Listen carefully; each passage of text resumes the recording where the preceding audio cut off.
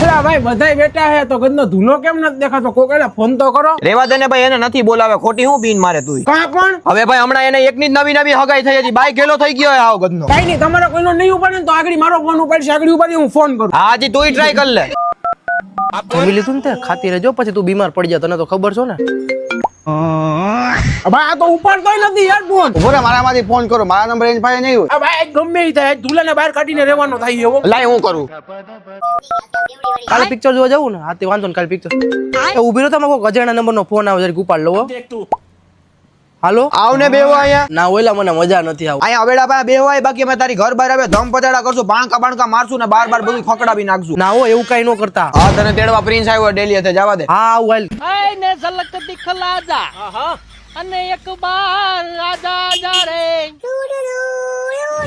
ભાઈ તમે તો ઢોર જેવા આખો દી કારખાને કામ કર્યો, થાકી ગયો, તમારે રીતના હુવાય નથી દેતા. અમે ઢોર જેવા નહીં, તું હગાઈ પછી બાઈક ગેલો થઈ ગયો. હવે ભાઈ હગાઈ થઈ ગઈ ને પછી આ બધું મૂકવું પડે. તારે એકે હગાઈ થઈ લાગે, બાકી બધા હાથી ગો થતા લાગે. એ ભાઈ તમારે હે ને અત્યારે મને હેરાન ન કરો, અત્યારે મારે મીઠું ડેર વાતું કરવી હોય. તારી ઓલી પેલી જીએ પતિ એનું કઈ ખબર છે કે નહીં તને? કા હું થયું ને? ભાઈ તારું બ્રેકઅપ થઈ ગયું પછી મેં બહુ ટ્રાય કરી ભાઈ, મને ભાવ જ નથી દેતો. હવે તમે એમાં હજી ને ટૂંકા પડો, બાકી એને જ મને સામેથી પૂછ્યું હતું. તારા જેવું તો ન આવડે ભાઈ અમને. સારું હાલો તો હું જાઉં છું હવે. ક્યાંય નથી જવું, અહીંયા રહ્યો. હવે ખબર પડી કે તું વાંઢો હું કામ રહ્યો. તો આ વિડિયો ભાભીને મોકલી દે તો હજી એક વાંડો એડ થઈ જાય આપણા ગ્રુપ. મુસીબત આતા મર્દાની પેદી રહેતી હે. મુજામાં તમ તારે હું વિડિયો ડિલીટ નહીં કરું, એટલે આમ આવતી વખતે લાવો લઈ હગી.